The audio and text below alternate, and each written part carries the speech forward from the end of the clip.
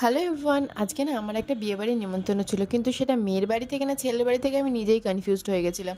তো ভাবলাম চলো তোমাদের সাথে শেয়ার করি, তোমরা যদি আমাকে বলতে পারো। তো আমি গেছিলাম হচ্ছে ছেলের বাড়ি থেকে তত্ত্ব নিয়ে। তো ছেলের বাড়ি থেকেও ইনভিটেশন ছিল আর মেয়ের বাড়ি থেকেও ইনভিটেশন ছিল। তো ছেলে হচ্ছে আমাদের হচ্ছে আত্মীয় হয়, তাও শ্বশুর বাড়ির। আবার মেয়ে তো হচ্ছে হবে বৌমা।